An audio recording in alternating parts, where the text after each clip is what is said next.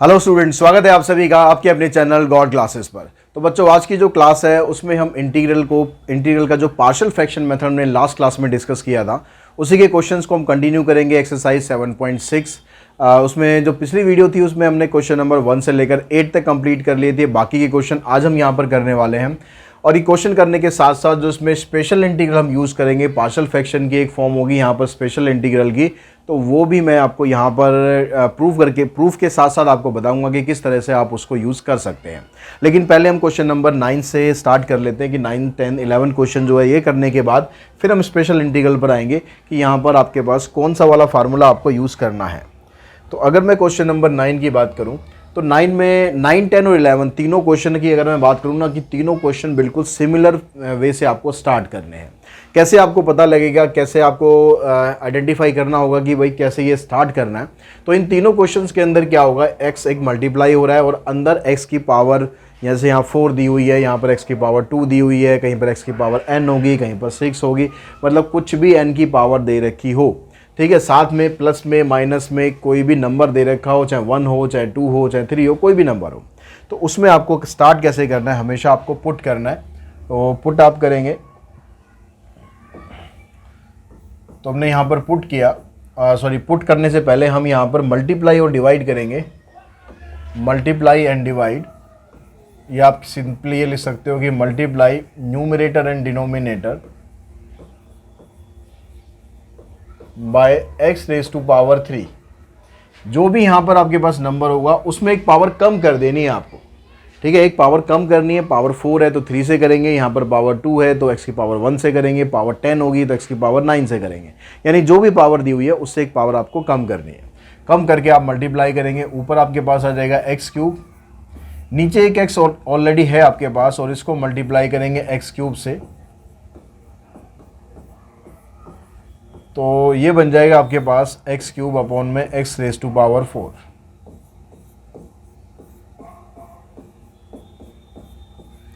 अब ये जो x रेज टू पावर 4 है इसको आप t पुट करेंगे क्योंकि इसका डेरिवेटिव आपके पास ऊपर आपको मिल जाएगा। तो हमने यहाँ पर पुट करा x रेज टू पावर 4 को t, तो ये बन गया 4x cube dx equals to dt। अब यहाँ से आपने x क्यूब dx की वैल्यू निकाल दी, x क्यूब dx इसकी वैल्यू बन जाएगी dt अपॉन में 4। अब यहाँ पर एक क्वेश्चन आपके पास क्या बन गया, ये जो 1 अपॉन में 4 है इसको तो बाहर निकाल देते हैं, इधर आ गया, ये बन गया आपके पास t और ये आ गया t माइनस 1। अब ये क्वेश्चन बन गया। अब इसको जैसे हम पार्शियल फ्रैक्शन से करते हैं हम वैसे भी कर सकते हैं। यहाँ पर मैं आपको शॉर्टकट और बता रहा हूँ वो और आप यहाँ पर यूज़ कर सकते हैं, लेकिन उस शॉर्टकट के लिए हर जगह नहीं होगा। यहाँ पर ही ध्यान रखना है आपको कि ये जो नंबर्स नीचे जो फैक्टर्स आएंगे ना ये कंसेक्यूटिव टर्म्स आनी चाहिए। जैसे अगर हम लिखते हैं 1/2 इंटू में 3, ये कंसेक्यूटिव टर्म्स है, तो इसको मैं ऐसे लिख दूं 1/2 माइनस 1/3, दो अलग अलग फंक्शन में इसको हम ब्रेक कर दूं। पार्शियल फ्रैक्शन से भी हम क्या करते हैं, फंक्शन को ऐसे ब्रेक तो करते हैं, तो यहाँ पर हम इसको ब्रेक डायरेक्टली भी ऐसे कर सकते हैं।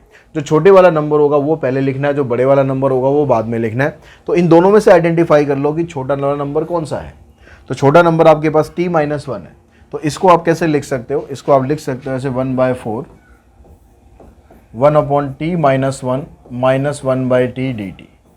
तो इससे क्या होगा, आपको जो a अपॉन आप ये करते t b upon t minus 1 वो करने की ज़रूरत नहीं पड़ेगी। अगर उसको करके भी करोगे आपके पास वैल्यू वही आएंगी, ठीक है। जो वैल्यू यहाँ पर एक 1 आएगी, एक की वैल्यू माइनस 1 आएगी, उसको आप रखोगे, फिर आपके पास यही फॉर्मेट बन जाएगा। तो किसी भी क्वेश्चन में, सिर्फ यही नहीं, आगे किसी भी क्वेश्चन में आप करोगे या पीछे भी हमने जो क्वेश्चन करें, अगर कहीं पर आपको ऐसा क्वेश्चन मिले कि जहाँ पर कंसेक्यूटिव नंबर आ जाए तो आप इसमें डायरेक्टली इस तरह से अप्लाई कर सकते हो। लेकिन ये ध्यान रखना है कि ऊपर कॉन्स्टेंट रहना चाहिए, ऊपर कोई फंक्शन नहीं होना चाहिए, ऊपर x 2x इस तरह की टर्म्स नहीं होनी चाहिए, ऊपर कॉन्स्टेंट होना चाहिए। तो अब इसको आप डायरेक्टली इंटीग्रेट कर सकते हो 1 अपॉन में 4 log of t minus 1 minus log of t। अब इस t को इसको आप इकट्ठा कर दो, ठीक है। हो सकता है क्वेश्चन आंसर में इकट्ठा कर रखा हो सकता है ना कर रखा हो, लेकिन आप इकट्ठा कर दो, कोई दिक्कत ही नहीं है। तो t माइनस 1 अपॉन में t प्लस में c। अब t की जगह आपने क्या पुट किया था, x की पावर 4, वो आप यहाँ पर डाल देंगे, तो ये बन जाएगा लॉग x की power 4 minus 1 divided by x की पावर 4 प्लस में c। ये आपका आंसर बन जाएगा। और बिल्कुल सेम इसी तरीके से आपको ये स्टार्ट करना है। इसको x की पावर यहाँ पर 2 है तो x की पावर 1 से मल्टीप्लाई कर देना, ऊपर भी और नीचे भी।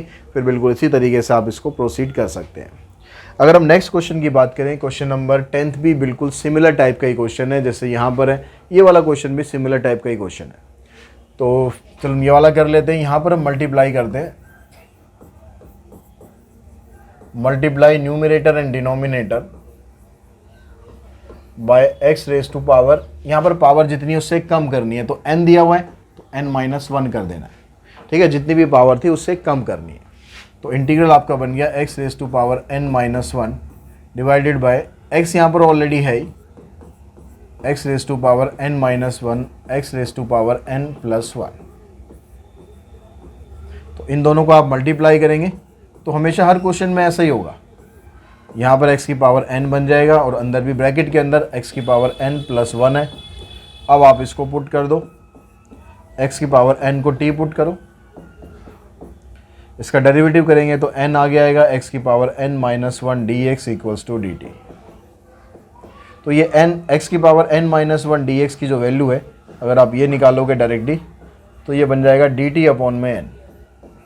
तो सेम पिछले क्वेश्चन की तरह ही n को आप बाहर निकालो, ये बन गया 1 अपॉन में t+1 dt। अब यहाँ भी देख रहे हो आप कंसेक्यूटिव आ रहा है तो यहाँ पर भी डायरेक्ट कर दो, जहाँ कंसेक्यूटिव मिले वहाँ डायरेक्ट करो, अदरवाइज पार्शियल फ्रैक्शन जैसे हमने स्टार्टिंग में समझा था वैसे कर दो। तो ये बन जाएगा 1/n और इसको अलग अलग करेंगे तो 1/t माइनस 1/t+1, इसको हमें इंटीग्रेट करना है। तो 1/t को आप इंटीग्रेट करेंगे तो आ जाएगा log t minus log of t+1। अब इन दोनों को इकट्ठा करेंगे तो log ऑफ t ऊपर आ जाएगा, नीचे t+1 आ जाएगा, प्लस में c, और इसकी जगह आप पुट कर देंगे। t की जगह पर हमने क्या लिया था, x की power n divided by x की पावर n+1 प्लस में c। ये हमारा आंसर बनेगा क्वेश्चन नंबर 10 का जो फर्स्ट पार्ट है वो। चेक कर लेते हैं क्वेश्चन नंबर 10 का first part, 1/n log x raise to power n x to power n+1।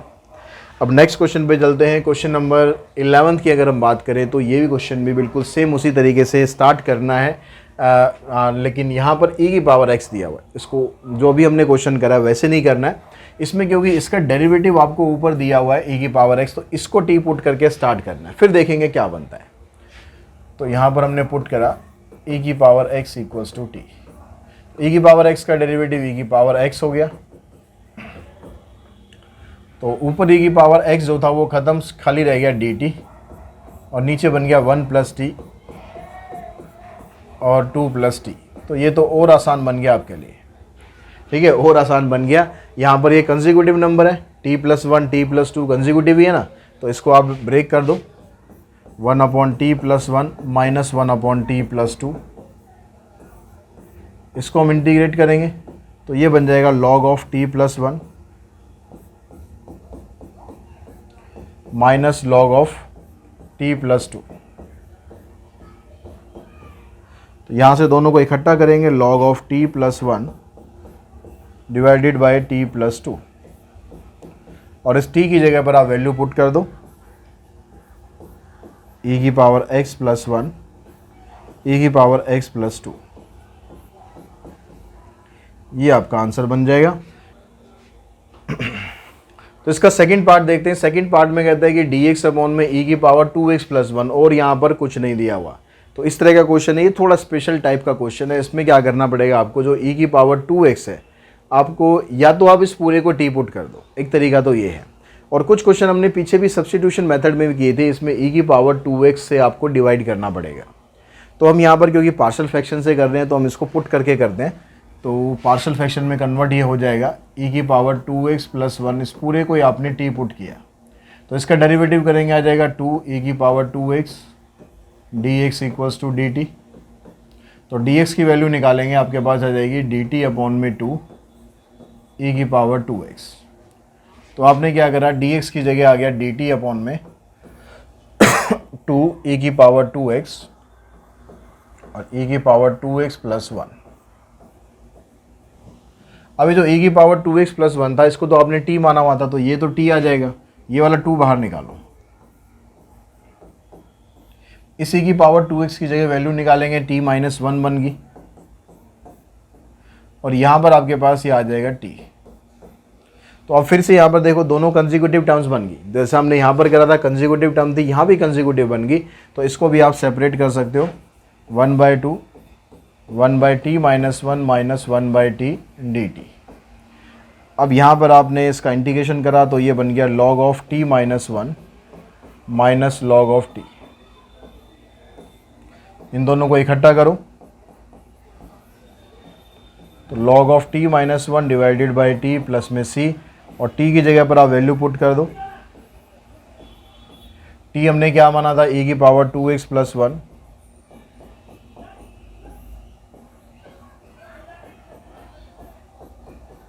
ये कैंसिल हो जाएगा, आंसर आ गया 1/2 log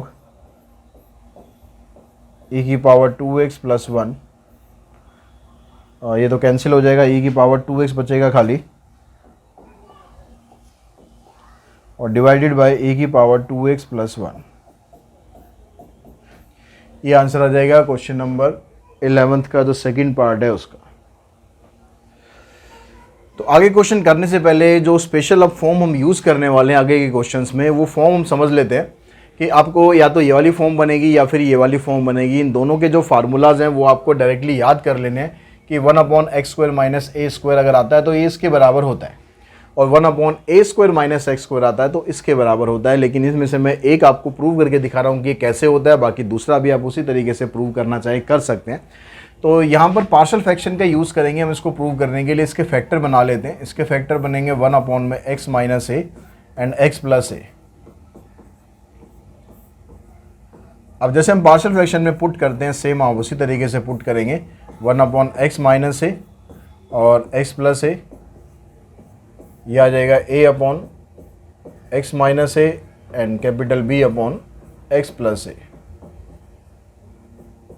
ठीक है, फिर एलसीएम लेंगे। एलसीएम लेने के बाद आएगा a into x plus A, b into में x माइनस ए। अब a और b की वैल्यू निकालने के लिए आप यहाँ पर सब्स्टिट्यूशन मेथड यूज़ कर लो, मतलब आप x की जगह पर पुट कर लो। एक बार a पुट कर लेते हैं तो a प्लस ए, यहाँ पर ये बन जाएगा 2a, इधर से आ जाएगा 0, तो a की वैल्यू बनेगी आपके पास, स्मॉल a की वैल्यू कैपिटल A की वैल्यू बनेगी 1/2a। अगर आप x की जगह पुट करते हो माइनस a, तो यहाँ पर आ जाएगा ये 0 हो जाएगा, यहाँ पर आ जाएगा b इंटू में माइनस 2a, तो वहाँ से b की वैल्यू बनेगी माइनस 1/2a। अब इन दोनों वैल्यूज़ को यहाँ पर डालेंगे तो इंटीग्रल आपका बन गया, a की जगह आ गया 1/2a x minus a, b की जगह minus 1/2a x plus a। 1/2a आप कॉमन निकाल दो, अंदर आ गया 1/x minus a minus 1/x plus a। दोनों को अलग अलग आप इंटीग्रेट करेंगे तो 1/2a तो कांस्टेंट बाहर है ही, यह आ जाएगा log of x minus a minus log of x plus a। अब log की प्रॉपर्टी लगाकर आप इन दोनों को इकट्ठा करें तो आपके पास ये वाला फार्मूला बन जाएगा, log of x minus a log of x plus a।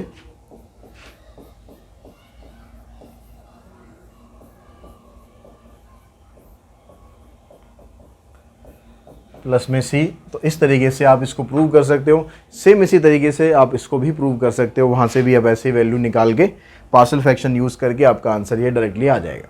अब हम इनको डायरेक्टली यूज़ करेंगे, आपको ये देखना है बस कि फॉर्मेट जो बन रहा है वो या तो ये बनेगा या फिर ये बनेगा। कई बार डायरेक्टली बनेगा, कई बार थोड़ा सा हमें उसमें हेर फेर करनी पड़ेगी, थोड़ा सा चालबाजी उसमें करनी पड़ेगी, बनाना पड़ेगा। जैसे क्वेश्चन नंबर अगर 12th है, इसका अगर हम फर्स्ट पार्ट की बात करें तो ये है 1/x² माइनस 16, तो इसको आप इस तरीके से लिख सकते हो 1/x² माइनस 4 का स्क्वायर।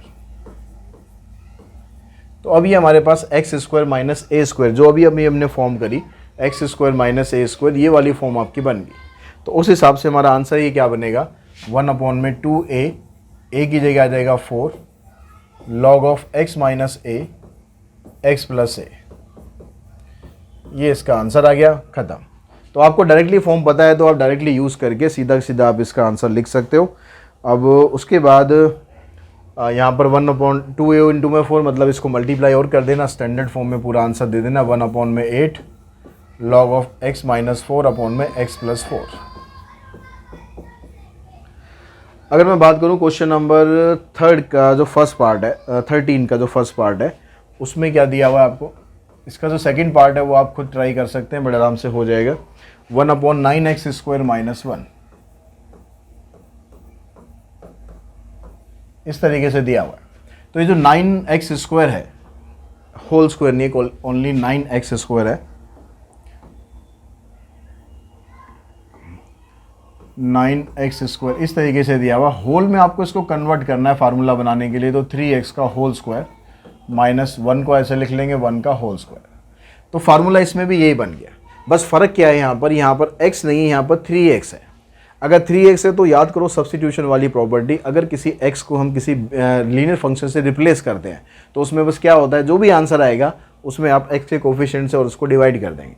तो मतलब आपको फार्मूला तो यही लगा देना उठा के, 1/2a, a की जगह आ गया 1 log of x minus a, x plus a plus में c डिवाइडेड बाय आपको x का जो कोफिशिएंट है 3 वो और कर देना है।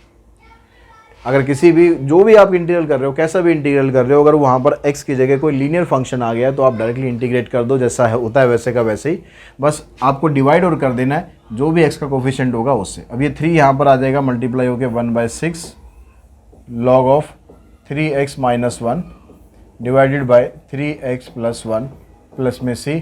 ये आंसर आ जाएगा 13 का जो फर्स्ट पार्ट है आपके पास उसका। उसके बाद अगर हम 14th क्वेश्चन की बात करें, 14th क्वेश्चन में कहता है x² अपॉन में 4x² minus 9, first part x² upon 4x² minus 9। अब यहाँ पर आप डायरेक्टली वो फार्मूला नहीं लगा सकते हो, बेशक यहाँ पर 2x का होल स्क्वायर कर दोगे, 9 कर दोगे, लेकिन ऊपर यहाँ पर फंक्शन दिया हुआ है x की टर्म्स में, कोई कांस्टेंट फंक्शन नहीं है। वो वाले फार्मूले जब भी लगाओगे स्पेशल फॉर्म वाले, उसमें ऊपर आपके पास कांस्टेंट होना चाहिए। तो यहाँ पर, और दूसरी चीज़ यहाँ पर आपको ये भी दिखाई दे रही है कि जो ये वाला है इसका और इसका दोनों की जो डिग्री है वो सेम है, यानी ये प्रॉपर रैशनल ही नहीं है। अगर ये प्रॉपर रैशनल फंक्शन नहीं है तो फिर आप इसको इंटीग्रेट तो वैसे ही नहीं कर सकते, आपको इसको प्रॉपर में कन्वर्ट करना पड़ेगा। तो उसके लिए आप क्या कर सकते हैं, या तो आप बैलेंसिंग यूज़ कर सकते हैं, या आप इसमें सीधा सीधा आप इसको डिवाइड कर सकते हैं। तो अलजेब्रिक डिवीजन तो आपको आता है, मैं बैलेंसिंग से आपको समझाता हूँ, उससे आसान पड़ेगा आपको। तो एक तो आपके पास यहाँ पर 4x² है, तो यहाँ 4x² होना चाहिए, तो आपने यहाँ 4 से डिवाइड कर दिया, 4 से मल्टीप्लाई कर दिया ताकि 4x² बन जाए। उसके बाद आप यहाँ पर क्या करो, अब नीचे -9 भी है तो 4x² माइनस 9 करो, इसको बैलेंस करने के लिए +9 कर दो। अब जो नीचे वाला फंक्शन है इसको आप सेपरेट करो दोनों के साथ, 4x² minus 9 divided by 4x² minus 9, इधर से आ जाएगा 9 अपॉन में 4x² माइनस 9। अब हम इसको डायरेक्टली इंटीग्रेट कर सकते हैं, इसको हमने सॉल्व करा तो ये तो आ गया 1, इसको मैं अलग इंटीग्रेट कर देता हूँ, और ये जो 1/4 है तो पूरे के साथ मल्टीप्लाई में है, इसमें से जो 9 कांस्टेंट है इसको बाहर लिख देते हैं और ये आ जाएगा 1/2x का होल स्क्वायर माइनस 3 का होल स्क्वायर। इसको काट के 1 आ गया, यहाँ पर 9 कांस्टेंट था, 9 को बाहर निकाल दिया, और ये वाली जो टर्म है इसको पिछले क्वेश्चन की तरह हमने इस फॉर्म में कन्वर्ट किया। तो ये आ गया आपके पास 1/4, 1 का इंटीग्रेशन करेंगे x आ जाएगा 9, और इसका इंटीग्रेशन करेंगे वही 1/2a, a की जगह 3 log of x minus a, x plus a। अब यहाँ भी x नहीं है, x की जगह यहाँ पर 2x है, तो इसको आपको 2 से और डिवाइड करना है, सिर्फ इस वाले इंटीग्रल को 2 से और डिवाइड करना है, ये इससे कैंसिल हो जाएगा। यहाँ पर इसकी आप ब्रैकेट खोल के आप इसको लिख देंगे तो ये बन जाएगा 1/4x प्लस यहाँ पर ऊपर तो 3 आ गया, नीचे ये 2 इसके साथ आएगा, 2 2 4 और 1 4 हो गया 16 log of 2x minus 3 upon 2x plus 3। ये हमारा इसका आंसर आ गया क्वेश्चन नंबर 14 का जो फर्स्ट पार्ट था। अगर इसके सेकंड पार्ट की बात करें, इसको सेकंड पार्ट को आपको क्या करना है, 14 का second part, x upon x raise to power 4 minus 1 इस तरीके से दिया हुआ है। तो यहाँ पर x रेज टू पावर जो 4 माइनस 1 है, इसको आप क्या करो, इसको आप ऐसे लिख लो एक्स स्क्वायर का होल स्क्वायर माइनस 1। अब ये प्रॉपर्टी जो स्पेशल इंटीग्रल थी वो वाली तब तक नहीं लगा सकते जब तक ऊपर कांस्टेंट ना हो। अभी कांस्टेंट कैसे हट सकता है, अगर मैं एक्स स्क्वायर को टी पुट कर लूँ तो ये बनेगा आपके पास 2x dx equals to dt। तो x dx की वैल्यू बन जाएगी dt अपॉन में 2। तो ये जो 2 कांस्टेंट था इसको तो बाहर लिखो। अब ये बन गया t अपॉन में, ये आपने t मान लिया था, t स्क्वायर बन गया, और ये जो 1 है इसको 1 का स्क्वायर बना दिया। अब इसमें फिर से वो स्पेशल इंटीग्रल वाले जो 2 फार्मूले हमने सीखे आज, उसको हम यहाँ पर इंटीग्रेट कर देते हैं उसकी हेल्प से। तो ये बन जाएगा 1/2a log t minus 1 t plus 1। तो ये बन गया आपके पास 1/4 log t की जगह पर आप पुट कर देंगे x square minus 1 divided by x square plus 1। ये आपका आंसर बनेगा 14 का जो सेकंड पार्ट है उसका। और इसी के साथ ही जो एक्सरसाइज है हमारी वो फिनिश हो जाती है। तो आई होप आपको समझ में आ चुकी होगी जो पार्शियल फ्रैक्शन है वो आपको कब यूज़ करना है और कैसे यूज़ करना है। ठीक है। और दूसरी चीज़ मैं आपको ये और बताना चाहूँगा कि ML अग्रवाल का जो कंप्लीट सॉल्यूशन है वो गॉड क्लासेस की जो ऐप है उस पर अवेलेबल है। अगर आप PDF सॉल्यूशन चाहते हैं सेल्फ स्टडी के लिए तो आप वहाँ पर जा सकते हैं। पूरी की पूरी बुक का कंप्लीट सॉल्यूशन आपको वहाँ पर मिलेगा। ML अग्रवाल और CBSE हैंडबुक दोनों के कंप्लीट सॉल्यूशन है इन फॉर्म ऑफ PDF। तो वहाँ पर जाके आप वो कोर्सेज परचेज कर सकते हैं और अपनी जो सेल्फ स्टडी है उसको ज़्यादा बेटर तरीके से कर सकते हैं। आज की इस वीडियो में इतना ही। Thanks to all of you.